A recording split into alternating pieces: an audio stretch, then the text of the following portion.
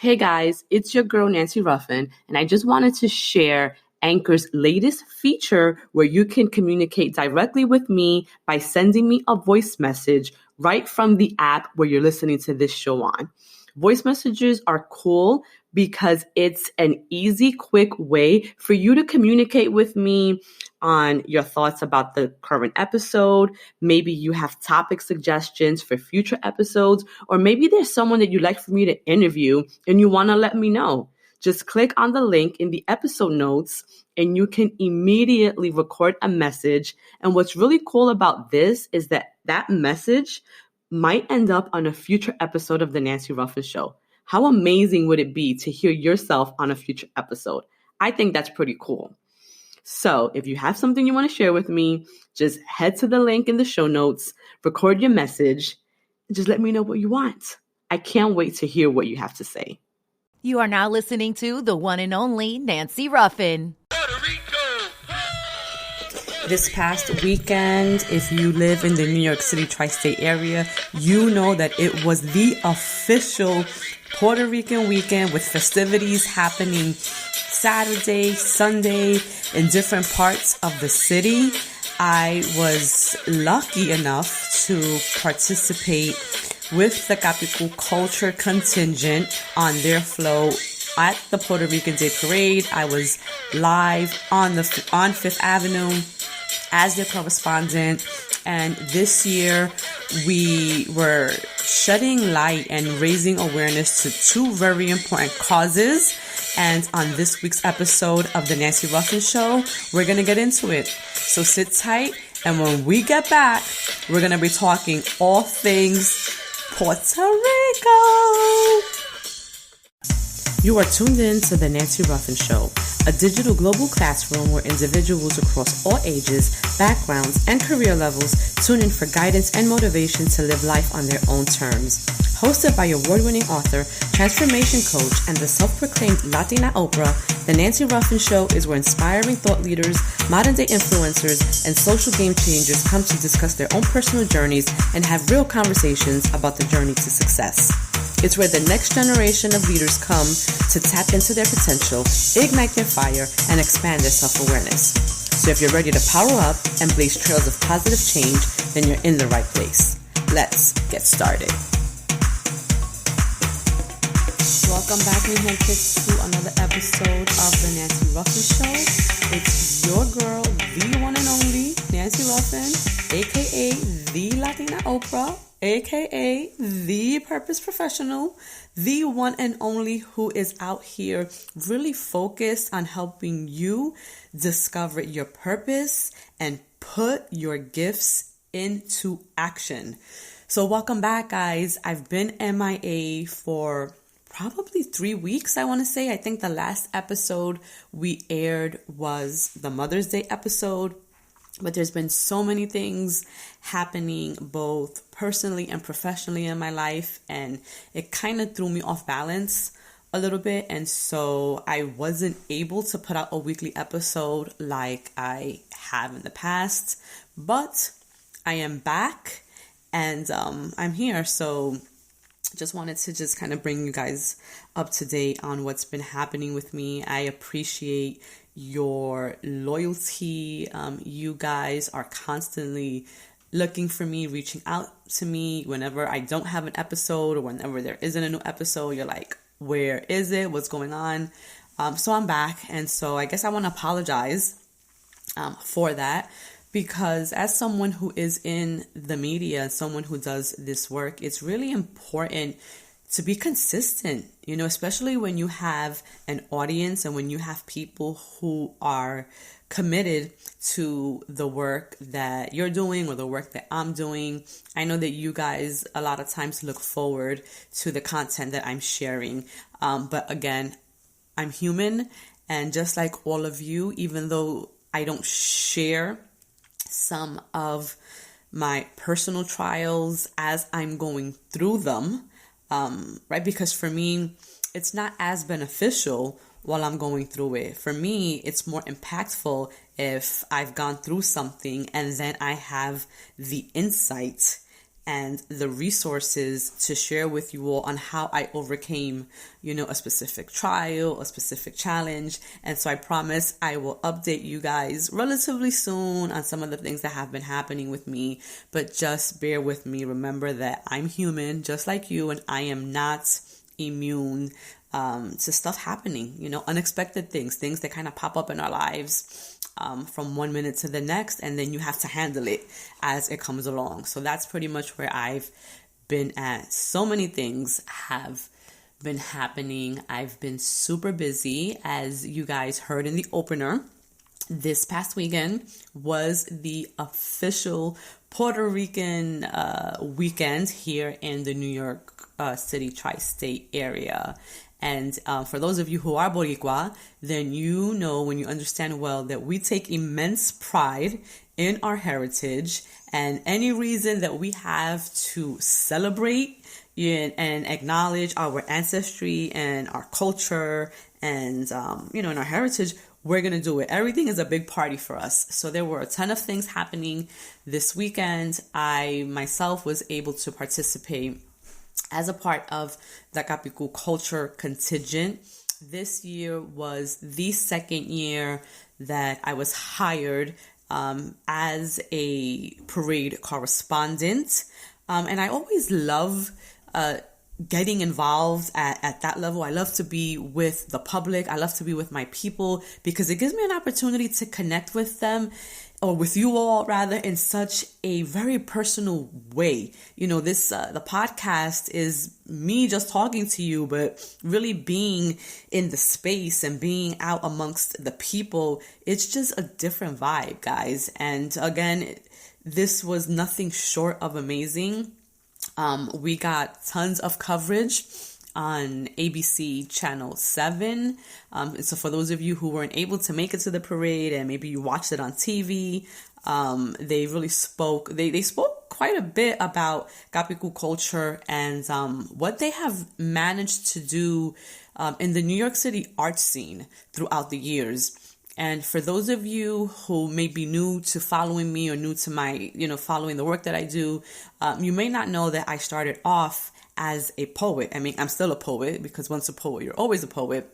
But I really started to hone my voice on a public platform through poetry. And the first time that I ever stepped on any public stage, it was on a Capicu stage. So I have a huge affinity for this organization, for its founders, George Urban Hibaro Torres and Papo Swiggy. And again, for those of you who have been following my work for the past couple of years, you know that I am signed to the Sofrito Media Group. And so George really is the one who manages my public persona as far as my speaking engagements, as far as getting me interviews or growing the podcast and really making me visible on a more public and bigger platform. So he really handles the business side of the work that I do, which allows me to focus on the creative side. But I say all that to say that I've been a part of the Capicu culture family for over a decade. And had it not been for their platform and what they do within the community, I don't know if I ever would have gained the confidence to do what I do now. And what many of you don't realize is that every single experience that we go through is a stepping stone to the next level of our lives or the next level in our careers. And so I could not be doing what I'm doing today had it not been for the work that I did with Capicu. They gave me the platform to build my confidence, to nurture my voice so that I could go out and speak in front of huge crowds and share my work. And I did that for years. I'm a writer, by trade or by career. And, they also connected me with the writing community in New York City. And so you'll see that a lot of us, know each other, especially if we're writers, because we're all part of that same community. And for those of you who are out there who are listening, who are interested in getting involved in the arts, if you're a writer and you're looking for an organization to plug into, if you're looking for a way to share your voice, to hone your voice, if you want to get connected to workshops and writing residencies, I encourage you to connect with Capicu Culture. Just recently, they launched La Sopa, which is the School of Poetic Arts, and they host a couple of cohorts throughout the year. I think there's one in the spring, and there might be one in the fall, but they get some of the best writers out there to come in and really teach you the craft of writing. So definitely get plugged into them. And so I whenever I have an opportunity to do anything that's involved with Capicu, I do it because it's an incredible opportunity. It's an incredible blessing to be able to partner with an organization who is just really committed to its community. They're a grassroots organization. They started years ago when George and Papo were in college. They're best friends, and I think that watching their partnership and how it has been able to grow and flourish, and how they've been able to create something so impactful, is something that anyone who is in, doing community work, or maybe you're engaged in a different way through your own organization, but really looking to them on how they've been able to maintain and sustain their success is a testament to what can happen when you love what you do, when you're passionate about what you're doing, and when you're committed to serving your people. I think that we have to really look at that last point, right? If what you're doing is not tied to a cause greater than yourself, then you're doing something wrong. You have to have a purpose bigger than you. But anyway, I digress. It was an amazing Sunday. On this episode of the podcast, we're going to get into two of the causes that we were highlighting at this year's parade. One of them is bringing awareness about the importance of participating in the 2020 census. And then the other issue that we were highlighting and raising awareness on is human trafficking. And this is something that I learned recently is the third largest illegal business in the world. Not the country, not this country, but in the world. And I'm going to share some statistics with you guys on how many people are estimated to be, who are estimated to be trafficked. We're going to share statistics on men versus women and children and what that looks like. And then I'm going to share some resources on what we can do as a community to bring awareness to this, because I think the reason why these numbers are so high and why this is possible is because we're not educated enough on this issue. And it's a huge global problem. So sit tight. I am going to take a break, so that you can hear a few words from my sponsor. And when we get back, we're going to get right into this conversation.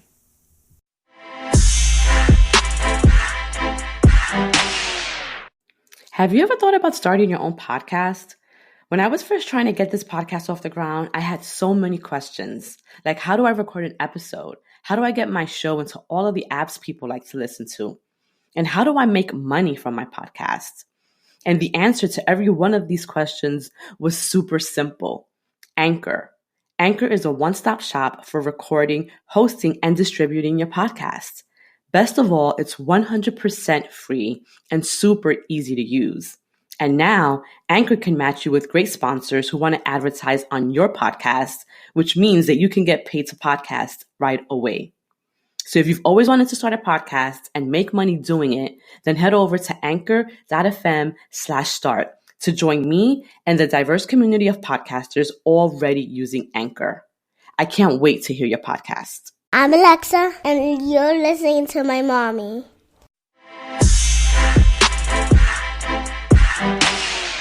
Welcome back. You are tuned in to the Nancy Ruffin Show.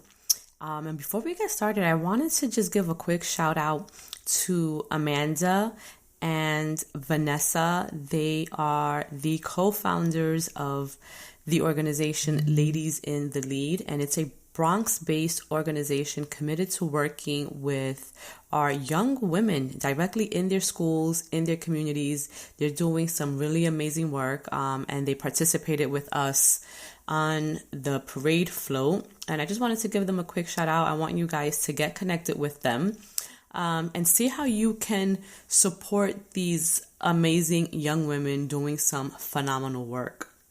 I also wanted to shout out Maribel Rivera from the Life Preservers Project, and they are an organization that is committed to doing this work that's centered around human trafficking and raising awareness and providing resources and really getting out there, to let people know what's happening and how they can get involved. Maribel is a personal friend of mine.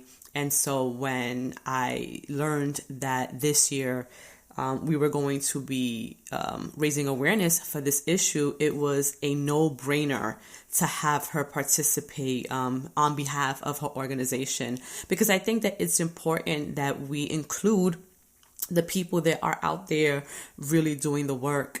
And the more that I myself learn about this issue, about human trafficking, there's so many things I want to just get involved with. I didn't get a chance to talk about the recent 4-part miniseries that Ava DuVernay just directed, When They See Us, about the Central Park 5 and their exoneration and just everything that these young boys endured.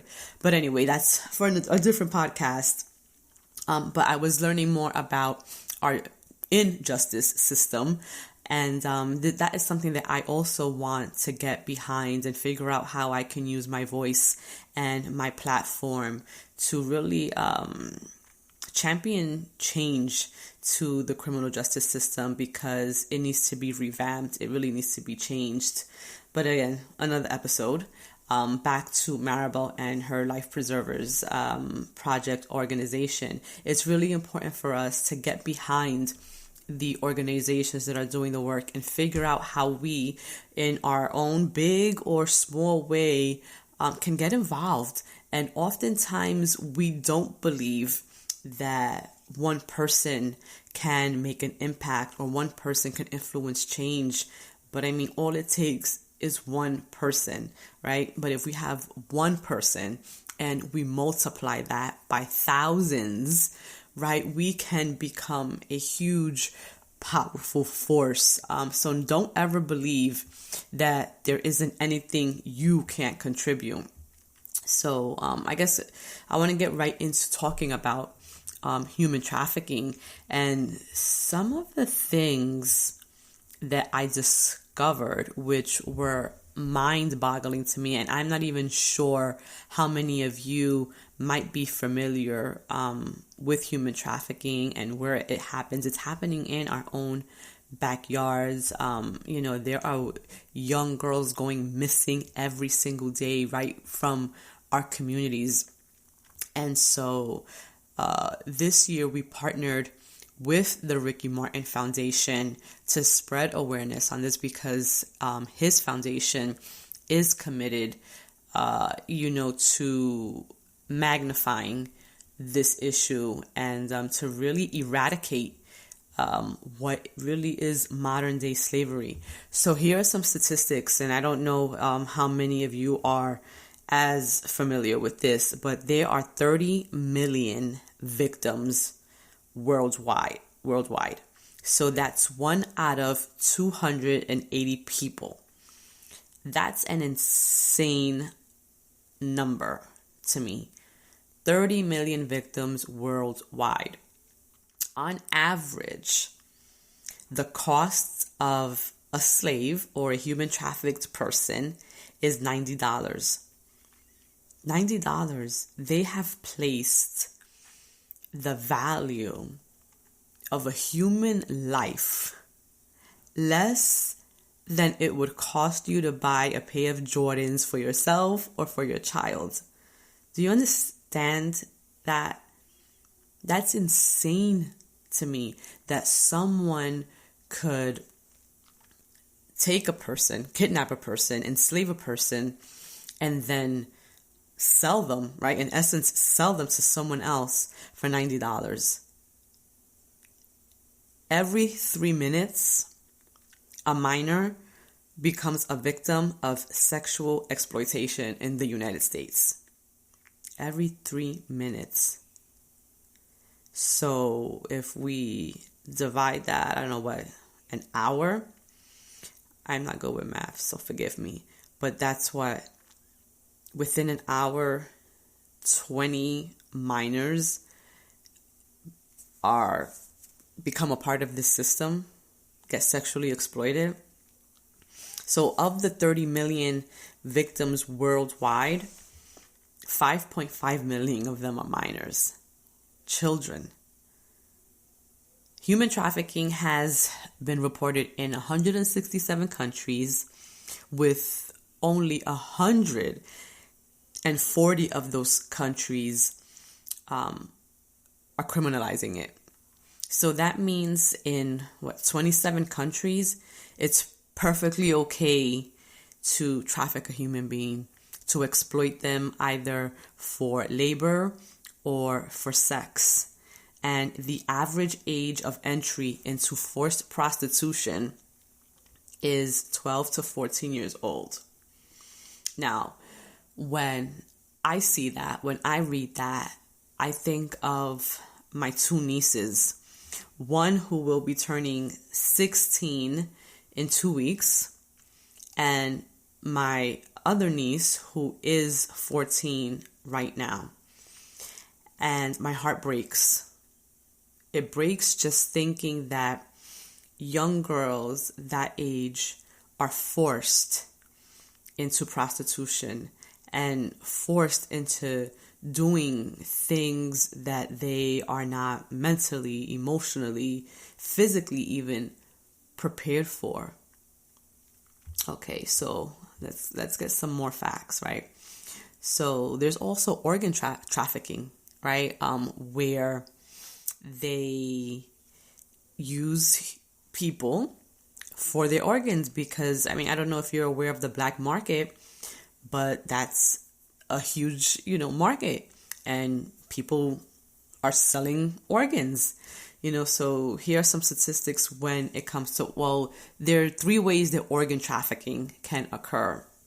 And this is according to the Ricky Martin Foundation. And if you want to do some more of your own research, you can head over to rickymartinfoundation.org. And there's a bunch of resources on there to really bring you up to date with this global issue. So traffickers can force or deceive victims into giving up an organ.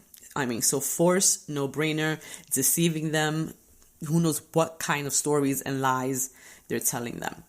2, victims agree on their own to sell an organ, but then they're cheated because they're not paid, or they're paid less than what they were promised, right? And then by that point, there's nothing you can do. And then 3, vulnerable people are treated for a specific ailment, which may or may not exist. And as a result of that, the organs are then removed without their knowledge. Like, insane. And I think for me, what I really can't wrap my head around is that there is this level of evil that exists in this world, that individuals who, by the sake of being humans, we're brothers and sisters, humanity, that there's people out there that think so low of another person, another human being, that they're perfectly okay with doing this. I don't know. Again, I tell you, the more that I learn about this, the more in shock I am. And I think that it's easier to believe that it doesn't happen when you're not aware of it, right? And because we hear of these things happening in other countries, right? Third world countries, but this very thing is happening right here in the United States. And I think because it's not in our face and we're not constantly seeing it and it's not constantly being reported and it's not on the nightly news all the time, that we just kind of turn a blind eye, because it's like what they say, out of sight, out of mind, right? So some more statistics. 74% of adults are victims. 26% are minors. When it comes to labor exploitation, 56% are men and boys, and 44% are women and girls, right? And so where is this happening? Where are they? Where are they? Where are they attracting them? Where are they getting them from? So this is happening in places that we frequent all the time.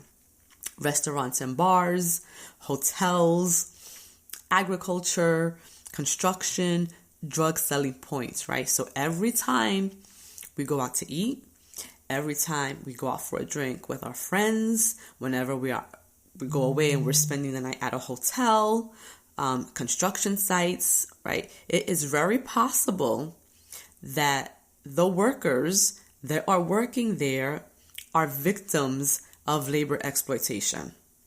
Now, when we look at sexual exploitation, the stats say that 98% are women and girls, while 2% are men and boys. And so, and where are these, right? Where are these individuals? So they're in brothels and strip clubs, escort and massage services, pimp and madam controlled prostitution, on the streets and on the internet. So I'm not a person who has ever frequented a strip club. I do, however, receive massage services. Not sure how that relates to escort and massage services. But in any case, these are where these women and girls are.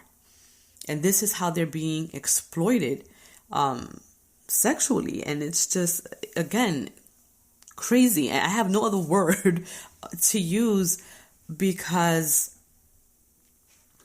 I can't comprehend it. And so when we look specifically at slavery in Puerto Rico, the Ricky Martin Foundation breaks it down into 5 common types. So we've already spoken about the labor, sexual exploitation, but then there's also reproductive exploitation. There's drug trafficking and armed violence. And when we talk about drug trafficking, right, we think that, these people are out there selling drugs, trying to make a quick buck. But the reality is some of these, kingpins, the ones that are sitting high in the organization chart, I guess, they are out there recruiting or exploiting these young boys to come into their operation. Oftentimes, these kids have no idea what it is that they're doing, and they're forced to do it, because if they don't, they can be killed or their families can be harmed. So there's so many different ways that this can happen. And when you're dealing with vulnerable populations, it's really a matter of survival. And so they find themselves in these situations because they have no choice. And then, so what do we do as a community, right? How do we get involved? And I think, the first step for any issue or for anything that you want to get involved with is you have to do the research, right? And then get connected to legitimate organizations that are doing this work, so that whatever resources, whatever funds are being raised are being allocated properly and are being used appropriately. So 2 organizations that I can think of firsthand, specific to the human trafficking, again, is the Ricky Martin Foundation. So that's rickymartinfoundation.org. And then the other one is the one that I mentioned a little while ago, which Maribel is a part of, and that's the Life Preservers Project. And so this is an organization. I would say that it's also a grassroots organization. And so a lot of what they do, requires money. And so they host a number of fundraising initiatives throughout the year. They're out there sharing resources. They're really going to the people. And just really looking on their website, some of the things that they've done since 2010, they have raised over $100,000 for survivors of human trafficking. In addition, they regularly collect and distribute through their crisis bag program much needed toiletries, undergarments for survivors that are living in shelters in New York City. So this organization is really working with the individuals that are saved, right? With the ones that are, by the grace of God, are able to make it out. And so this is really, important work. And so I would encourage you, I would plead with you, in fact, to reach out to these organizations, see how you can get involved. And then through your own advocacy, make sure that you're raising awareness, that you're educating the young people in your life on these things so that they don't find themselves caught up in similar situations. On to our next cause, which I also think is super important, but it's something that, again, this is my first time really thinking about the U.S. Census and how important it is. I'm not going to lie. In the past, I always just saw it as the government being nosy and just really wanting to know who was in your household, and just a lot of identifiable information, which again, I was completely off. I was wrong. But right, when you don't know and when you're ignorant, you assume. And so I wanted to take this opportunity to really kind of just share some knowledge on what the U.S. Census is, what it does, and why it really is important for us to participate in the 2020 census. So at a really high level, the census happens every 10 years. And basically what it is counting every single person who lives in the United States and in the 5 U.S. territories, right? And so the reason that it's important to count how many people we have, within our country and within our territories is because it provides a snapshot of where we are in regards to population, where we're living, and based on those results, that is how the U.S. government allocates funding and resources to states and our communities and our neighborhoods. And that goes for things like schools, fire department, more services for, for single parent homes. And, I don't know how many of you were involved in like after school programs, and I mentioned this, I think, briefly in some of my Insta story. For me, it was a school-based program that really helped me discover that I was a writer. And had it not been for that program and for the way that it fostered and nurtured my natural passion and skill for writing, I don't know if I ever would have pursued a writing career. Because back when I think I was in 4th grade was when I wrote my first book as part of the Big Book program in my school. And it was an amazing program that helped so many inner city youth like myself really tap into our creativity.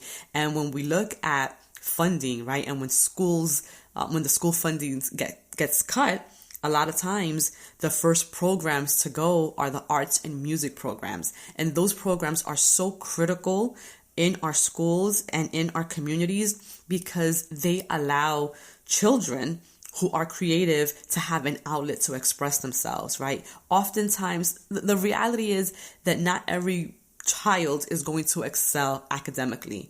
And so if they're not excelling academically, you want to be able to provide an outlet where they can excel, they can nurture a passion, and they can develop a skill. And that's what arts and music does in schools. And that was what it did for me.